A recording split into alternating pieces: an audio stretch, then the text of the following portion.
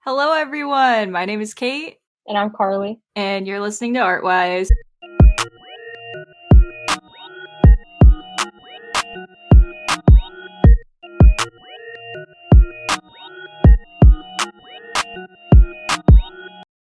I don't show it on the video, but I always be dancing to our theme song before, when we're recording.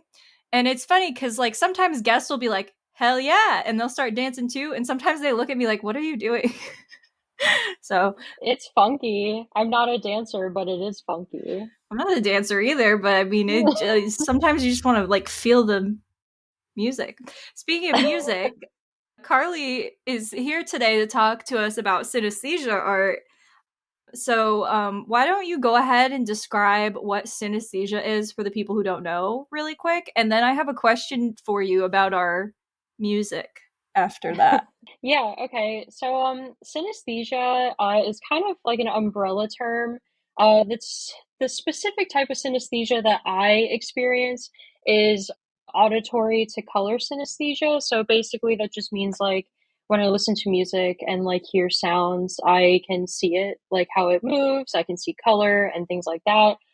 Some people they don't experience that. Some people they can like assign colors to numbers or things or like days of the week or just like things like that. So it's kind of different depending on the type of synesthesia that you have. The name of the specific type of synesthesia that I have is kind of escaping me right now, but that's basically like what I experience having synesthesia myself. Gotcha. Okay, Yeah. cool. So now that we know that, what does our Artwise theme song sound like? It's my favorite music ever. It's so good. It's funky. So the first thing that kind of popped up into my head was just like a bunch of spheres, and the colors move in like a very liquidy kind of way, and it kind of just like overlaps within itself. And I think like the dominating colors that I was seeing was like blues, reds, purples, and then like every time the beat would hit, it's like almost like a neon yellow glowing type of motion, if that makes sense. It's really hard for me to like describe what I'm seeing, but that's like the general consensus. Gotcha, gotcha. Okay, and so now I have another follow-up question I just thought of. I just think it'd be really fun. So I'm gonna sing the theme song. I know there's no words. I'm gonna sing it, and then I want you to tell me if it looks different from the actual music. Okay. Okay? Okay, ready? All right. Do do do do do do do do do do do do do do do do do do do do. That was so good, by the way. Thank That you. was just so much Thank you. talent. So much I talent in one person. was a singer in a past life or something. Artist by day, singer by night. Take Merriman. Yeah, it is what it is. I don't even really try that hard. It's It's funny because when you sing it, it has like the same motion to me, and I'm still seeing the spheres, but because it's your voice and not like the instrumentals, your voice kind of gives it different colors. So like your voice is very like purple and green. So like it's the same motion because of the beat, but your voice adds in like a different color because it sounds differently from the instrumentals in the song, if that makes sense. absolutely. Yeah, no, that's perfect. I love purple and green. I just by the time this episode comes out, which Carly, I don't know if I talked to you about what day this is going to come out, but this is going to come out in June. So, it's currently February as we're Lots of time recording to this. edit. So, my new branding for my personal brand, Kate Merriman Art, is going to be out by then for sure.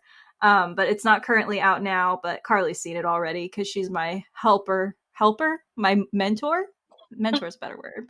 My That one of my, that's not why I think your voice is purple and green, by the way. That's genuinely just what I saw. my hair is purple, but even when my hair wasn't purple, I had even random people like walk up to me in the streets. Like there was this woman who could see auras, and she was like, "Oh, you're so purple," and I was like, "Okay," and that was like when I was a kid. So it's yeah, it is what it is.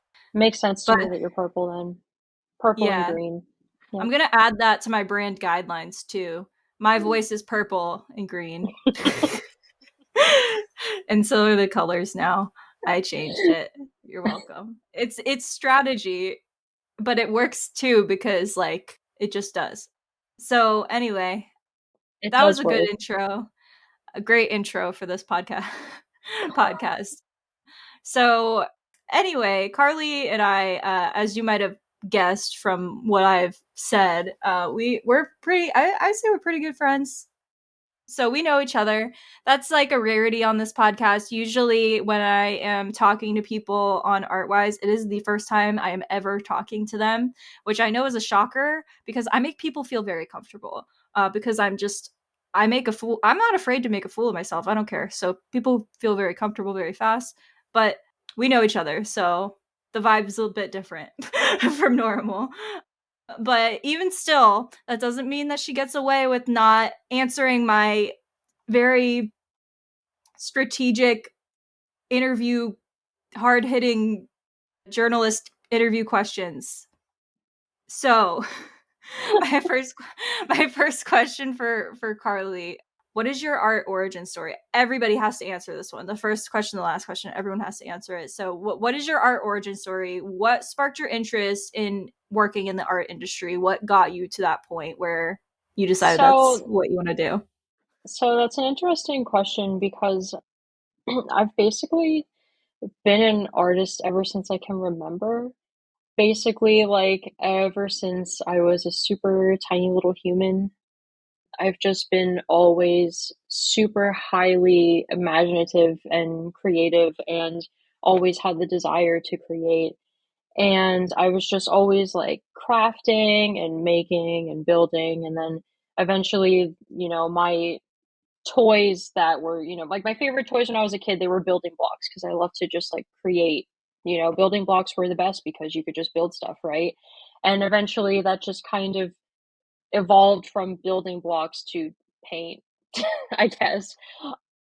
I remember one of my first artists that I've ever seen that was my favorite was Thomas Kincaid, which is really funny because later I found out he's like actually not that great of a person. But I really loved his art, and I think that was like one of my first introductions to impressionism. And I like to refer to myself as an impressionist because when I paint, I'm very like loose and not so much about like painting the subject completely like correctly, just more about capturing like the mood and the feeling. So basically, I've just been obsessed with impressionism and painting ever since I was really young. And eventually, I went to art school and I became a designer, and that's my day job now. And I kind of just like paint for myself. Yeah, I do this thing sometimes where like I'll try to guess how people got started and like the way that you started painting, like I never like from what your kind of art style is now, I never would have guessed that that's how you got started. Which I'm usually pretty I feel like I'm usually pretty good at that, but also like now that I'm an adult, like it's a lot harder because a lot of the people that I'm trying to guess have been doing art for like, decades. And like the longer it's been, like I feel like the more difficult it is to like see those things. So that's Yeah. really interesting. Well, as Can we you grow and like, as we make things, we kind of evolve. I find with a lot of artists, they start out doing one thing and then, years down the road, they end up doing something completely different, you know? Yeah, that is true. That is very true. I Yeah. feel like that happened to me. I never wanted to do graphic design like ever. And, here we are. Um I didn't even know graphic design was like a practice until I was like in high school, which is crazy because like it's everywhere, but I guess I just didn't put much thought into it. Like I didn't put two and two together like, oh, if it exists, somebody had to design it. So, yeah. Yeah. I mean like I knew because my that's what my dad does.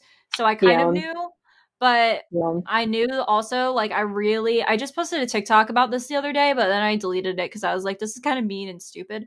But like, I made a TikTok and it was like that sound that was like, it was like the sound that everybody uses, and it's like them talking to their younger self.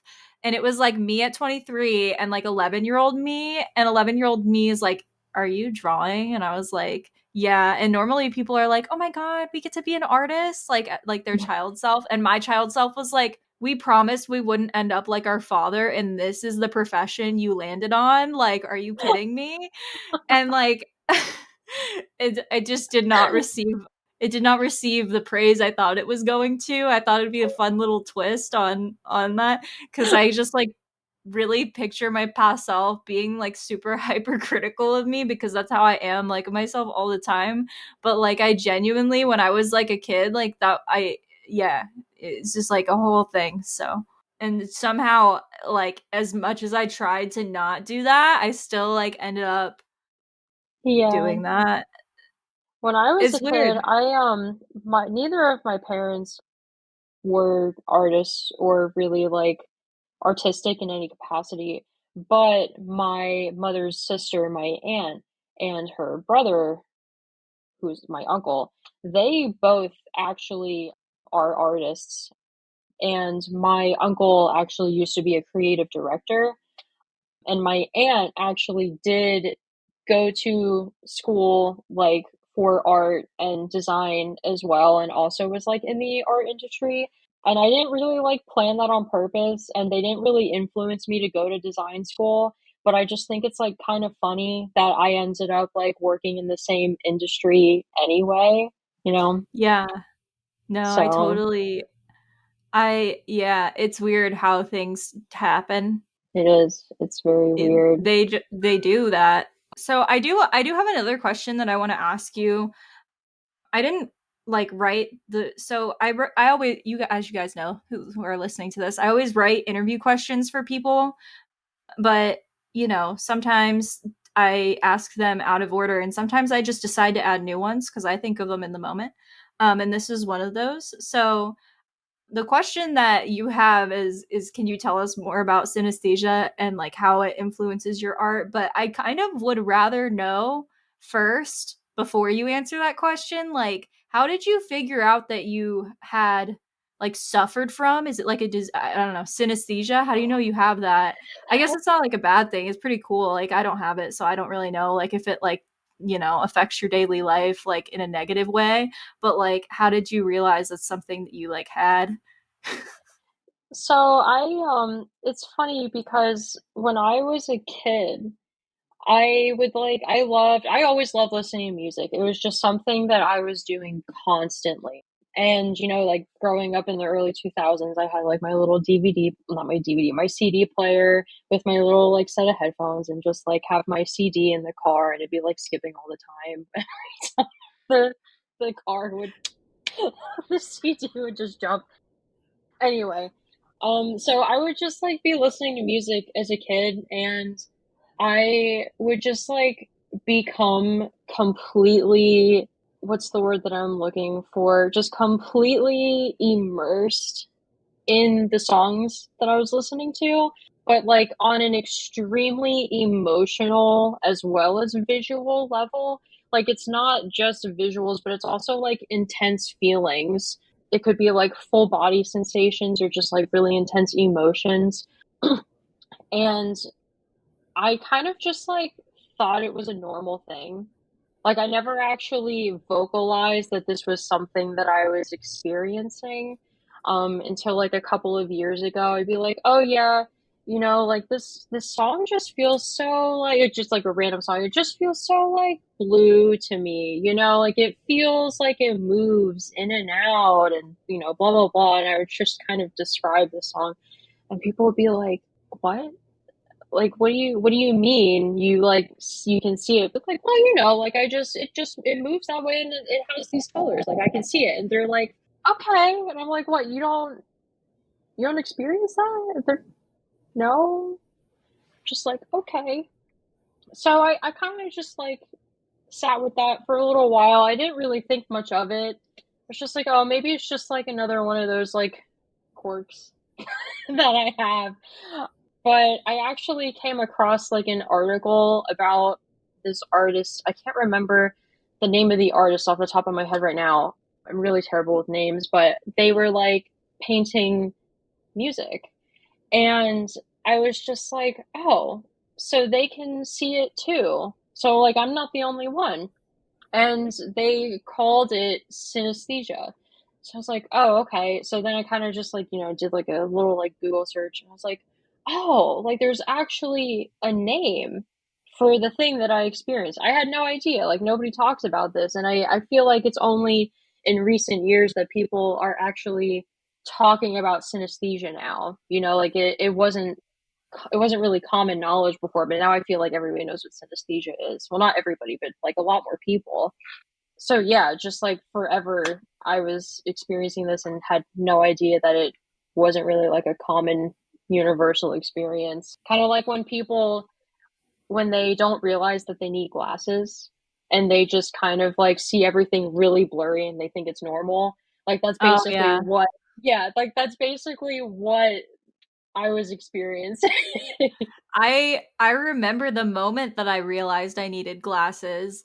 My whole like childhood, like the doctor, I would go to the doctor and they'd be like, she like maybe can't see because they had like those little things with the symbols on it, and I was just getting all of them wrong so confidently, like standing back, like, and my mom was just like, it's fine. And then elementary school friend, one of my elementary school friends, got glasses.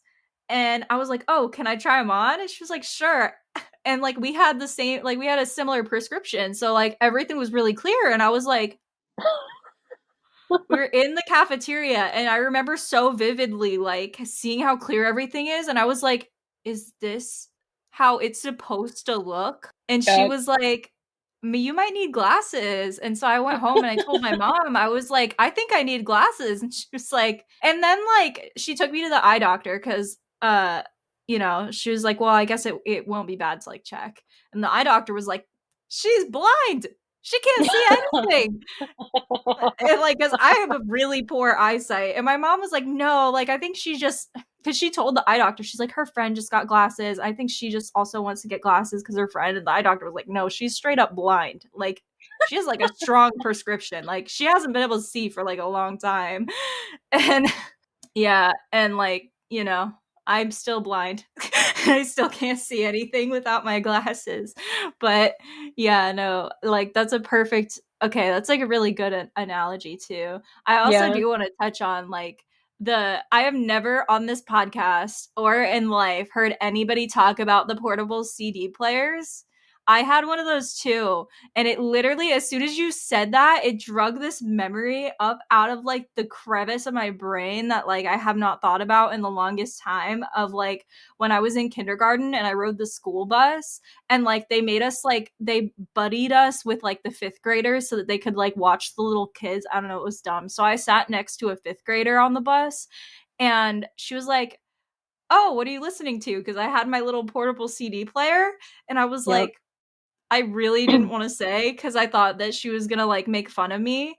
And I was like, "Oh, I'm listening to All Star by Smash Mouth." And she was like, "Oh, can I listen?" And I was like, "Yeah." And she was like, "Oh, this is the Kids Bop version." And I was like, "Yeah." And she was like, "Everybody, Kate's listening to All Star by Smash Mouth." And everybody was like, "Hell yeah, I love that song." And like little me, I was just like, "Wow, I'm so popular." They were making fun of me. I just didn't realize it. I wouldn't But have known either. I feel like that's happened to me before as a kid. I like just had no idea that they were making fun of me. I totally understand. But that like, come still on. happens to me. I feel like that I still I happens listened to to me. Kids Bop too as a kid, okay? Don't feel bad. I feel like every kid went through their Kids Bop phase, okay? And let me tell you, when I was a kid, those Kids Bop songs had some crazy visuals, okay?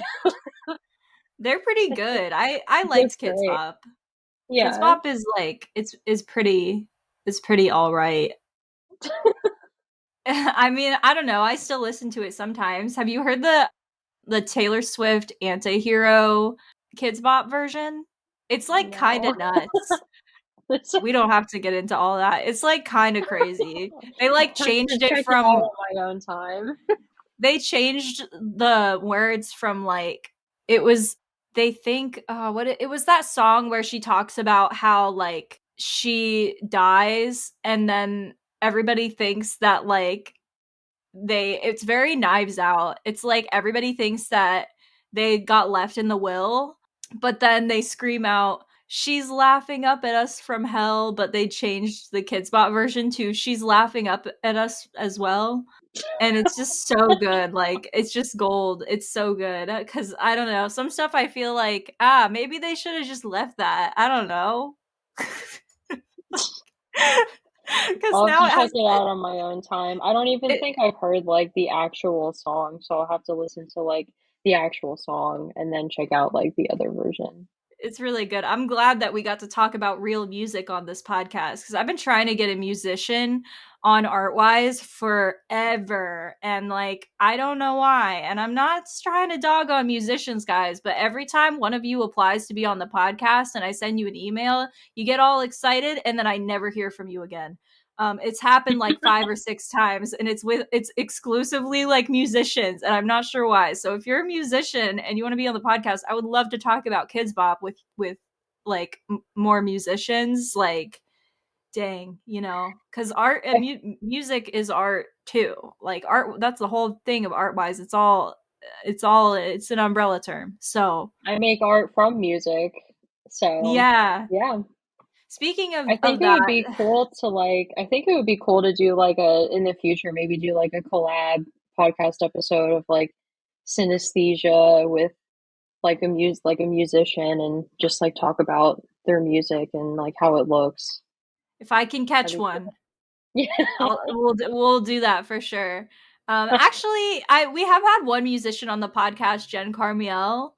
She's awesome. She's been on the podcast twice. She's the only person I think to have been on the podcast twice that wasn't Diane, my old co-host. But speaking about like your work, can you like walk me through your process when you're making a piece of synesthesia art? Like, how do you prepare? What do you do to start to finish when you're making that type of artwork? So the first thing that I probably do is, well, first of all, I pick a song or I just like I hear it, right? Sometimes I intentionally listen to a song to see what it looks like, and sometimes I just am listening to a song and it happens to look really cool, right? But typically if I'm like trying to actively go out of my way to make art, I usually listen to the song like a lot because when I'm listening to a song, the visuals, they kind of just like happen so fast. It's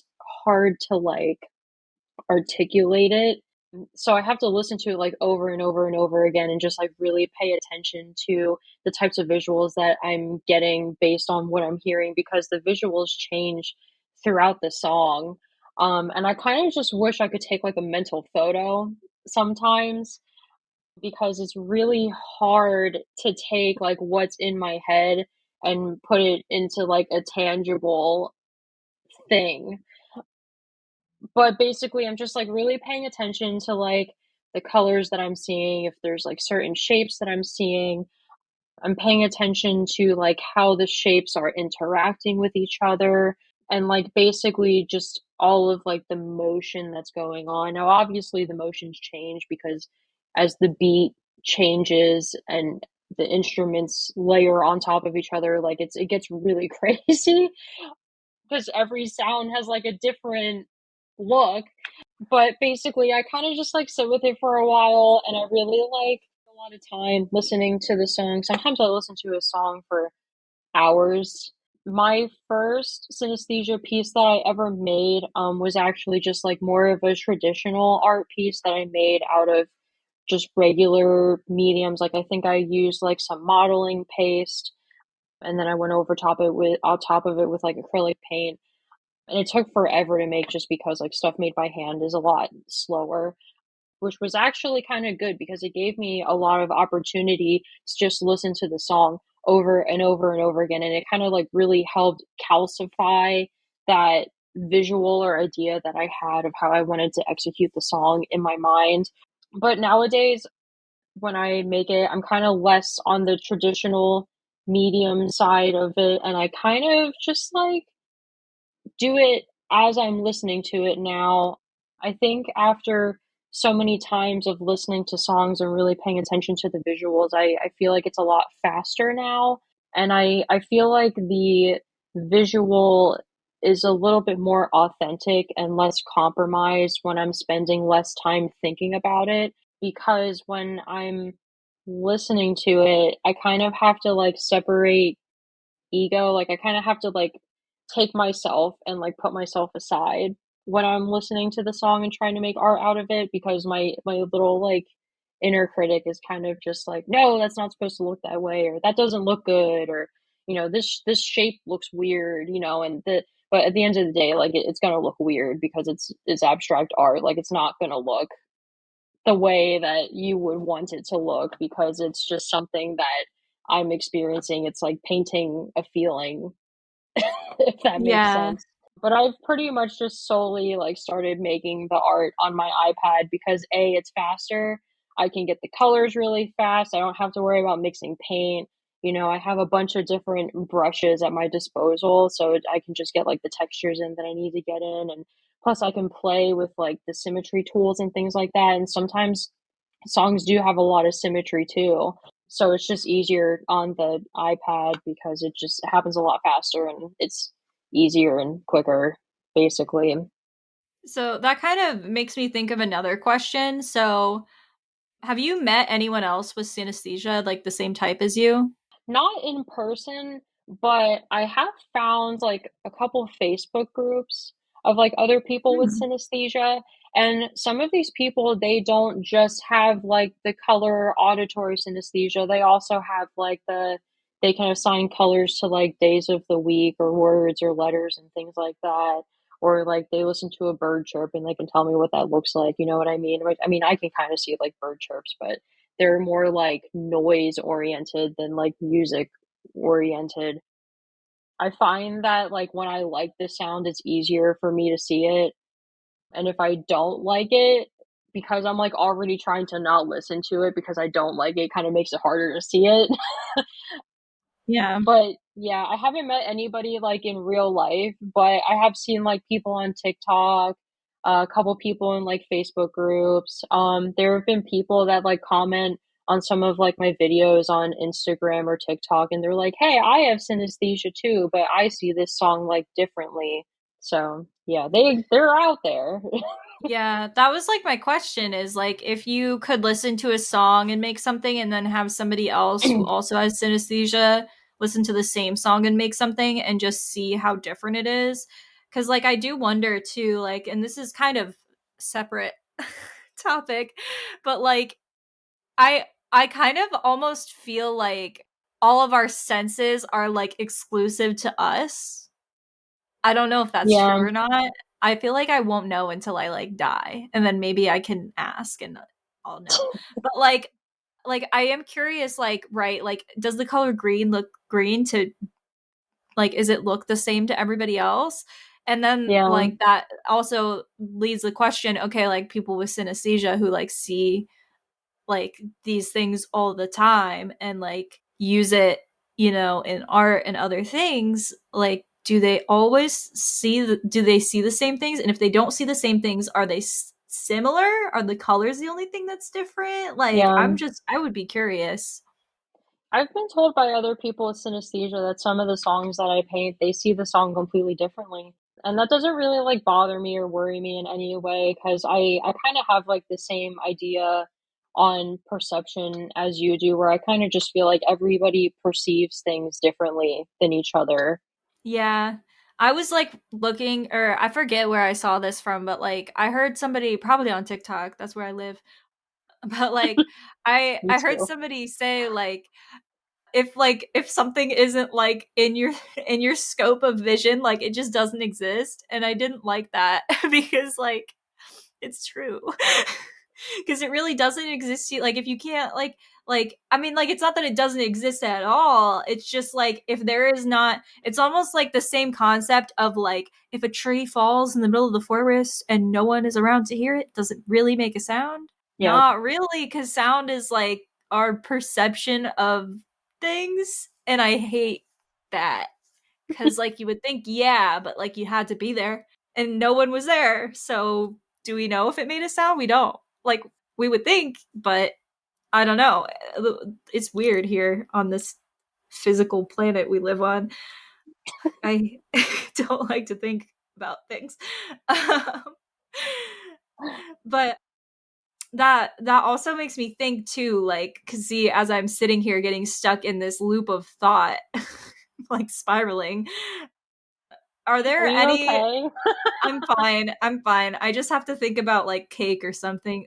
Cake tastes so good. See, I'm already better. Okay. I was wondering though, if you could share maybe like any challenge or obstacles that you faced in sharing your synesthesia artwork with an audience. I know you post a lot of videos on like the ticker talkers and the Grammy reels, Grammy, Instagrammy, IG reels. Are can you share maybe like any challenges or obstacles that you faced in sharing that with people, and how you've like overcome or not overcome those obstacles? So the first thing that comes to my mind when I think about like obstacles when it comes to sharing it with other people, I think my biggest obstacle honestly is like algorithms and so just like social media in general, because I want my videos to be longer than 15 to 20 seconds. It's just, it's hard to get a lot of my process of just like making the art in general in condensed into a 15 to 20-second video. Plus, like the parts of the songs that I really want to emphasize with what I'm painting, they don't fit into like 15 to 20 seconds. You know, like I'm painting entire songs or like a long part of the song, like maybe the first half of the song is the part that I really want to like visualize. So it's just kind of like difficult to really like make the art come across as the song if I'm only playing like 15 seconds of the song in the video, and then like parts of the video are cut up because you also have to like add in a human element. I have to show myself. There's like a little bit of an intro, and the intro takes up like 3 seconds already.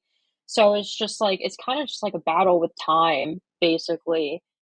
But also I'm having a hard time like getting people to just like engage with my videos. I'm kind of wondering if like people aren't quite like getting it. Like I have a friend on TikTok who really wants to like participate. Like she supports me and it's awesome. But I don't think she quite like gets that like I'm painting it because I can see it. I think she just kind of thinks that like I'm painting it because I think it would be fun. You know, like I'm not sure it's like coming across as synesthesia artwork. Mm-hmm. So I'm kind of just been like trying to figure out new ways to like share these videos and record and make it effective enough as a way that it like communicates that it's synesthesia art and this isn't just like something. I mean, it is something that I'm doing for fun, but it's not just like I mean, it is an interpretation, but it's not just like my weird obscure interpretation that I'm just kind of like coming up with. Like this is what I'm seeing, you know? Mm-hmm. So Yeah. I think it's just I would classify it as abstract, but at the same time, like I'm just literally painting what I'm seeing. It's almost like observational art, but it's coming from my brain. I don't know how to explain it. It's hard to explain, but basically it's just hard to get people to like engage because I'm just not 100% sure that they really like understand what they're looking at, if that makes sense. Yeah. I follow, I don't know his name off the top of my head, and I'm not even sure if I followed him, but I saw him somehow on my feed on Instagram or something. And his art, he also does synesthesia art, and it was very similar to how yours looked. Is it like really And trippy? mhm. Kind of like my brain kind of already looks that way anyway because I like the vibe. Yeah. of trippy psychedelic art, and I think I kind of just lean toward that style, which might compromise how the songs look a little bit. Like I said, like it's kind of hard to like I'm always trying to separate myself from it just for the sake of making sure that it looks the way it's supposed to. But yeah, I get what you Y- mean. yeah, it looked very similar, and I think he did have like synesthesia art in the like in his bio. Hmm. And I forget like how I saw it. I don't even remember if I followed him. I might not be able to even find him again. But I feel like your work that I've seen from you anyway is it's a lot softer than the stuff that he was making. It was interesting to like kind of see like the subtle differences. Like like the stuff that he was putting out, it was like similar in vibe and flow, but it was very sharp and like defined shapes. Yeah, So it was interesting. yeah, But I look at artists like that, right? I don't have synesthesia, but I had this assignment where we had to basically, like you were saying, I had to interpret like what a song looked like to me. And I think I picked I Want It That Way by the Backstreet Boys, or maybe it was Backstreet's Back. I forget. It was one of the two. It was great definitely a choice. Backstreet song. It was definitely a Backstreet Wonderful Boys song. choice. Thank Yeah. you. And I just did like my little interpretation of it, and oh my gosh, like my digital art professor that I had, oh, she was like so cool. She loved everything I made, and like it didn't even matter like what I made. She just like loved it. And she was like, "Oh, asking me like if I had synesthesia." And I was like, "No, I just like felt like this probably like what it looks like."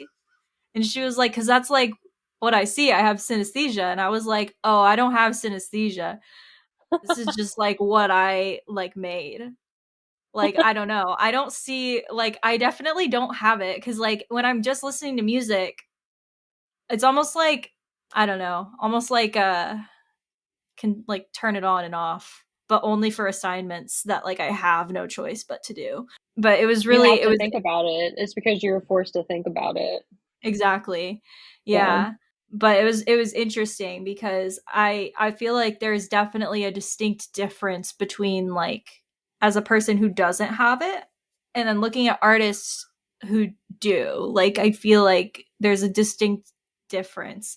So I'm wondering, right, like if there's a way you can touch on that. I don't know. I don't know. That's interesting. An interesting thought. It's hard for me to say because as a person like I just had an who idea. experiences it, it's like I can't even like imagine listening to music any other way. You know what I mean? You know what we could do? I don't have synesthesia and you do, and then we could make art based on the same song and we could make like a collaborative series. And it Yeah, could I'd be help down for it, something like that. that way you could help your viewers understand like I actually see this and like this is what this might look like if I didn't. Yeah. I don't know. I think that Hmm. might be helpful to just like get like the message across better is just like recruit an artist who doesn't and then Yeah. or maybe And then even you could do and then multiple we could like, artists. yeah, and then we could like recruit other people with synesthesia and kind of like compare it. It'd be really Yeah. cool if I like made videos and then like other people with synesthesia would stitch it, or like even people that don't have synesthesia if they would just like do the same thing and then stitch it. I feel like people need to stitch my videos. Oh my I feel like that'd gosh. be really Yeah. cool. Yeah. I think so too. And another thing that you said that I do want to touch on is you said like you struggle with like the time constraint. Make it a minute. I make all my Yeah, videos a minute because a yeah. minute is like the best time. As long as it's 60 seconds, you can put it on YouTube Shorts and Reels and TikTok. So, Okay. Maybe I, maybe I'll allow myself the 60 seconds. Maybe I will yeah, start doing that. the TikTok algorithm I've noticed too on my shorter videos don't do as well either. If it's at least a minute or like 45 seconds, they do a little bit better. But I think my best yeah, both of my videos. So I had two videos do pretty well in like in total, like only two, and both of them were 60-second videos. So I can't I don't relate. know. My video of my painting that went viral was literally 5 seconds long and it has like almost 700K views. But isn't that like a trend to do like the turning thing? Because I've seen other people do like the because that was just like a Oh flipping the yeah, painting around like a reveal. everybody who paints like takes their paintings and just like flips them around. It's like a way to reveal like what you were working on. Yeah. So trends Weird. and then mine, okay, like mine was one of just me complaining. That was the first one that went viral. And then the second one was me complaining in a different format as in like a reenactment, like a sketch. So my sketches tend to do pretty well and I don't know why cuz like I'm no actor. They're pretty good though. I do like Thank your you. print shop stories. They're Thank you. Everybody they're tells pretty me that good. too.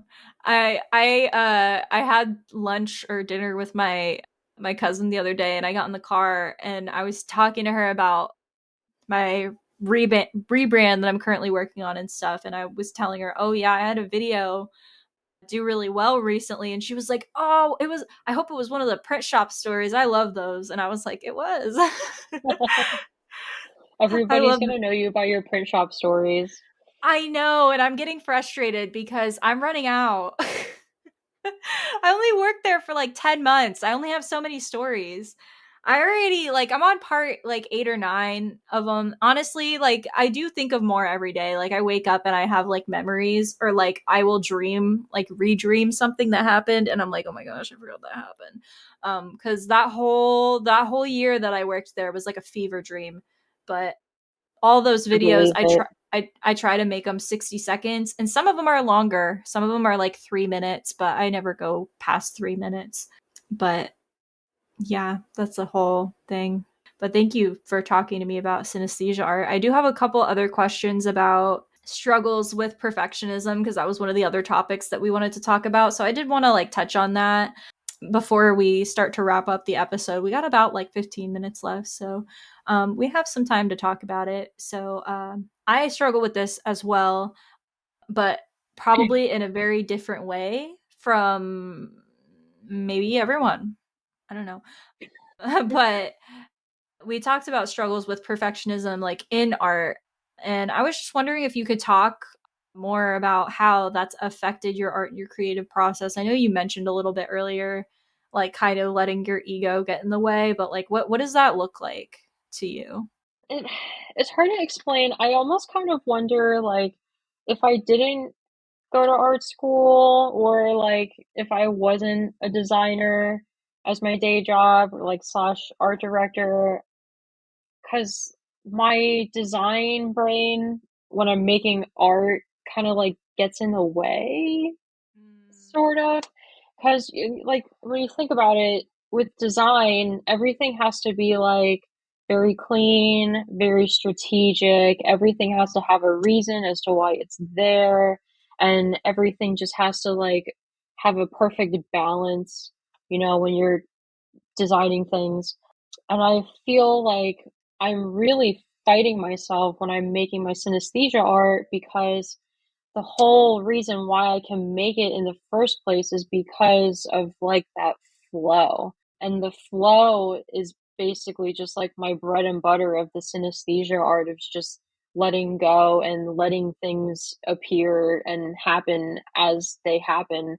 And I kind of have to like sit there and really keep like my inner critic in check because I will question myself a lot. Like, even though it's what I'm seeing, I'm questioning, like, oh, but like, is that going to look good? You know, I'm worried about if what I'm putting down, even though it's what is in my brain and I'm trying to make it as I'm trying to articulate the art as correctly and as closely to what's in my brain as possible. Even like even what's in my brain, I can't even really classify it as good or bad because it's just what is in my brain. So like I just have to really sit there and keep myself in check as I'm making it so that I'm not like, oh, well, like that shape looks weird, or like these colors are getting kind of muddy, or like this like thing is just getting too repetitive, or these colors are too bright. Like just things like that because my design brain always wants to take over all the time because I just want everything to be perfect and I just want everything to look good all the time. But in reality, I'm making abstract art. And when things are abstract, it's pretty much like beauty is in the eye of the beholder, you know? Yeah.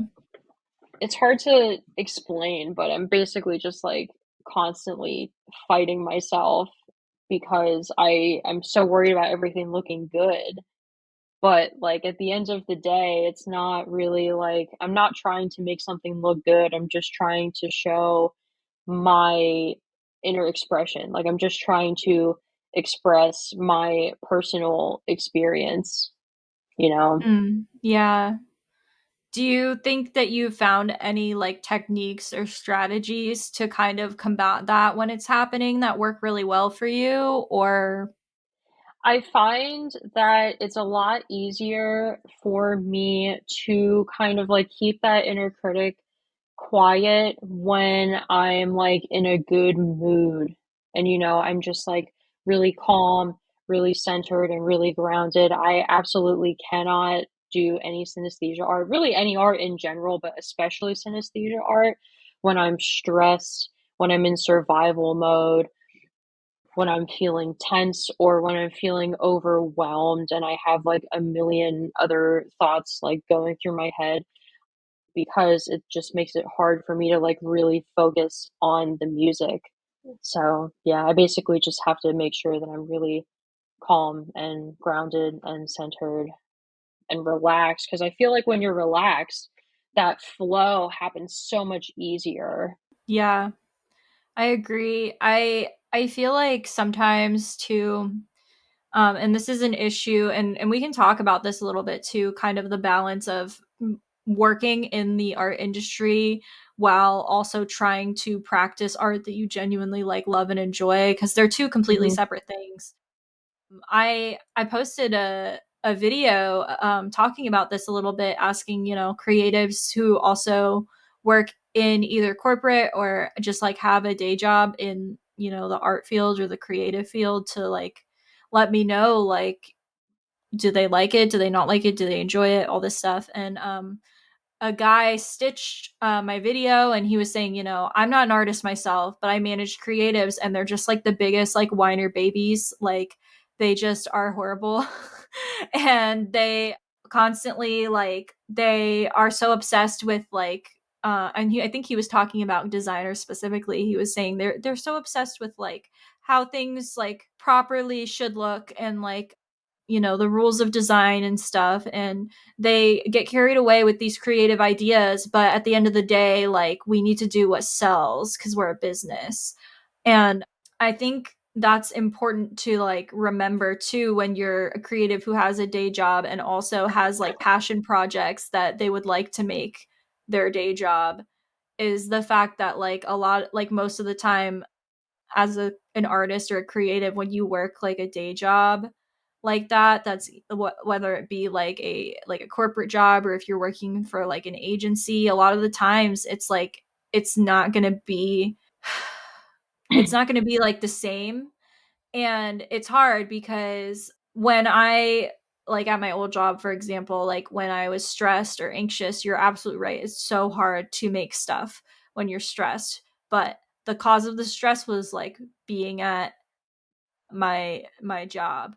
And I know a lot of artists too who have like really amazing jobs that they landed, and I'm like, y'all are so lucky, because my my corporate job, I did not have that experience. But it's, I don't know, it's kind of crazy to think about. I'm like one of those people who do work in like a proper like I wouldn't really even call it formal because like the place I work at is pretty casual, but like I work at like an ad agency, which is I guess technically is like a corporate setting. And like the work that I do there actually isn't really that bad. Like I actually do like working on the stuff that I work on because it's like interesting and it's different a lot of the time. And I don't think I rarely work on anything that's like super boring. There've only been like a couple like things that I've a couple accounts that I've had to work on that were like kind of boring. But for like the most part, I work on pretty interesting projects like wine and toys and like coolers. But I think they probably place me on the accounts that they know that I would be good at. So that might play a factor into it as well. But I kind of don't mind working on the things that I work on for my day job. And I feel like it allows me to sort of take myself away from, like, because I can't be working on passion projects all the time. I feel Mhm. like that would just burn me out really fast. But, again, it's all about balance because if I spend every waking moment thinking and breathing work like my day job, that would burn me out too. So I think the key really is to just like find the balance because no matter how fun the work is, you can still burn out. Yeah, I think it's hard because everybody like is so different and I don't know how to word what I'm thinking. There's not words for it. I'm really bad at talking for somebody who hosts a podcast. Like I feel like I say that every single episode, but there's so many times where I have this idea in my head that I'm trying to get out and I just like can't find the right words for it. I But like 100% understand.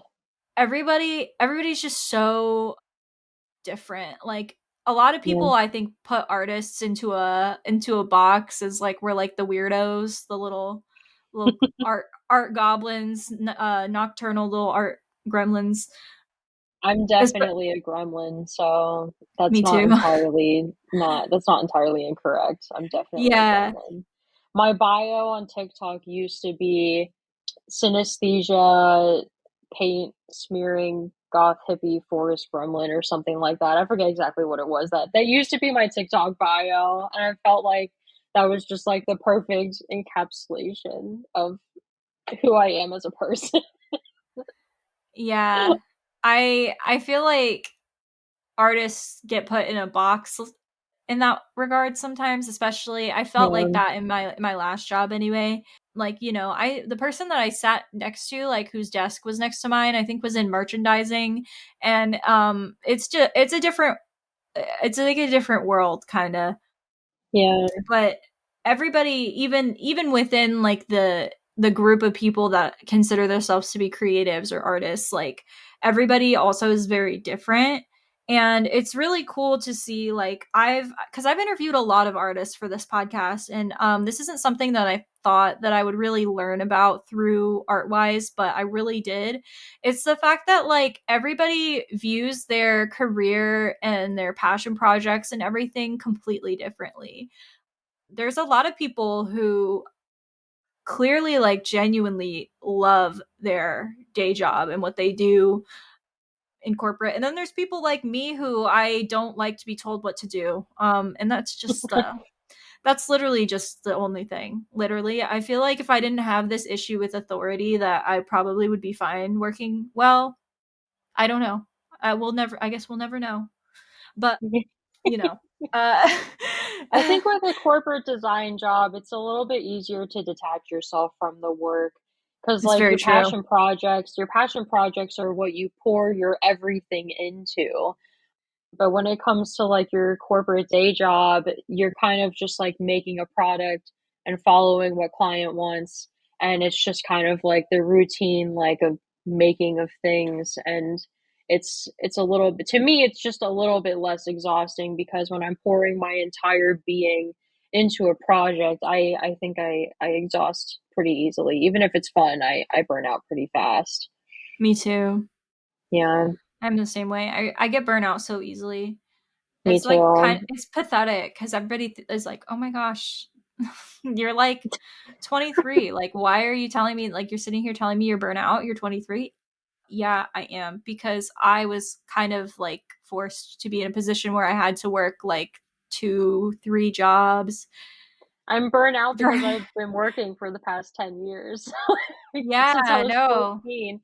Yeah. Yeah, it's insane too. And then like people make you feel bad for it, but like lately I've I feel like realized when like you that's start working when you're in your developmental years, I think mhm. that kind of like puts a little bit of a damper on health in your brain. I feel like kids shouldn't have to work at 14. I feel like that kind of sets us up for earlier exhaustion, if I that makes know. sense. And the way the school systems are too, like I like these kids are worked to death. Like I feel like I did more when I was in school, like I did more work than probably when I had two jobs because at least when I had two jobs, I could like work my hours that I was scheduled to work and then I did have time where I like 100% was able to Yeah. clock out, but like as a kid in school, like all through high school, like especially I was one of those like AP honors dual enrollment students and oh my goodness, like I was constantly doing like homework and studying all the time nonstop. I don't know why I did that to myself. There was no reason for me to try that hard, honestly. It did nothing for me. Absolutely nothing. But that's just kind of I how I feel am. like I feel like most of my burnout happened in college. But that was because like I went to art school and I don't know why people think going to art school is really easy because it's quite literally the opposite. Like the program that I was in at my school was like one of the hardest programs that they even offered at the school, and it just happened to be an art program. And I think a lot of my burnout happened while I was there because I was just working constantly day and night trying to get projects done all the time. And I also had a job on top of that. And to be honest, I was like burnt out before I even started working. Like I just kind of never recovered. Yeah. There was this trend on TikTok, and I was actually pleasantly surprised. There was this like I forget like what the sound sounded like, but it was people being like, "Me so stressed in college right now, like working towards this degree." But then it would like cut, and it would be like a little song, and they'd be like, in quotes, like, "My wife's this." And it'd be like, yeah, that sounds so good. Like, I want my husband to be able to say that. It was kind of stupid, but like a lot of those videos were like me super stressed out in my art major. And then like the next clip would be like in quotations, like, my wife's an artist. And I was like, oh great, like the comments are going to be like, but art is so easy, like art's like a cop out major. And they weren't like that. Everybody was like, art is literally, I dropped out of art to do STEM and STEM was easier. And I was thinking, yeah, that's probably accurate because art is so time consuming. Like it's not I even that have it's I have photos of me freshman year face down on the studio floor sleeping at 4 in the morning because I was working all night on a charcoal drawing and I just had to take a nap. And my friend was like, "Oh, this is funny." Takes picture of me face down on the floor. I woke up and there was like charcoal all over my face. yeah, Like it's we crazy. literally sleep we would sleep in the studio because we would just be there all night working on things, and eventually we have to take like a little bit of a siesta. So we would just literally sleep on the floor, just find a place in the art building to take a little nap. It's Yeah. wild. It's like I don't know any other are there other majors doing that? I want to know. I mean there probably is, but I feel like all I really want is for people to acknowledge that it's like it's an equal profession to like Yeah, other very difficult, majors. And we get paid less statistically, but not the least. So like I looked it up and we're like in the top 10, like one being like least paid majors. I think art is maybe 10. So we're in the top 10, but it's not as bad. And I want people to know that because, I believe it though. Definitely yeah, believe that. I believe that we're there, but like the fact that we're number 10 and not like one or two, good. I'll take it, whatever. Progress is progress. But speaking of, things that were really hard, I do ask everyone this before we wrap up the episode. I want to make sure that you get to answer this question too. Okay. If you could do anything differently regarding your career as an artist, your projects, your passion projects, anything that you're doing, if you could like give yourself, your younger self, advice, like what would you go back in time and tell your younger self to like avoid or do differently? See, I always say that I kind of wish that I didn't go to college because of all the debt, but I'm kind of gathering that I think art school was just kind of part of my journey, and I can't entirely say that my work hasn't grown exponentially because of going to art school. But what I would say is, spend less money. But also that's not the important one though. The other thing was that when I was growing up, and I took this with me into art school, and I really wish I didn't, was don't care about what people think about you and your work. I mean, obviously, like your professors are there to like mentor you, and you'll have friends that'll help you along the way that have like their own different set of skill sets, and you collab a lot.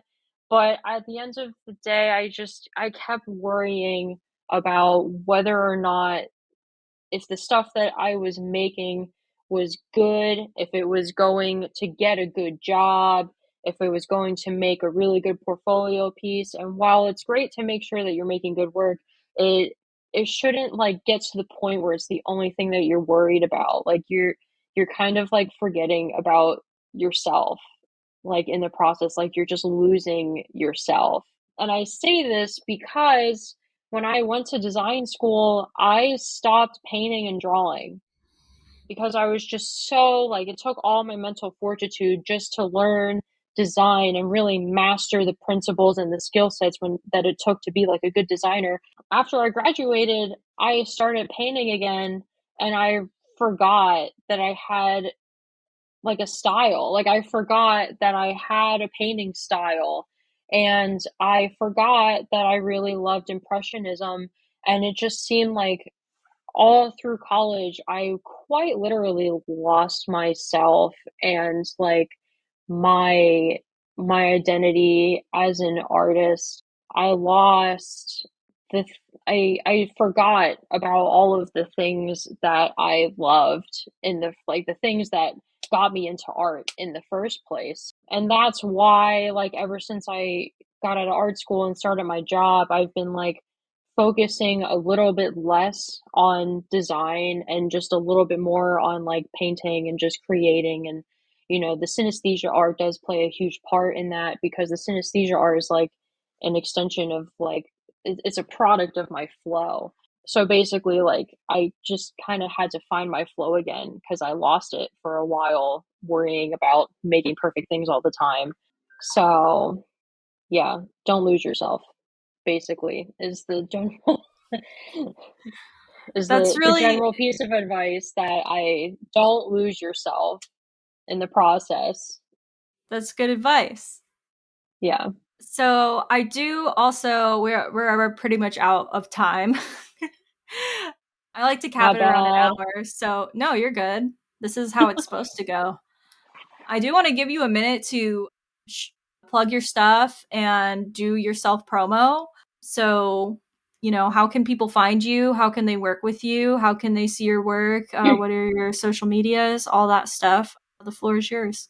So I made it very, very easy to find my stuff. Everything is the same across all of my platforms. My website, my IG, and my TikTok are all under the name of carlyk.design. That's my URL and my TikTok and my IG handle.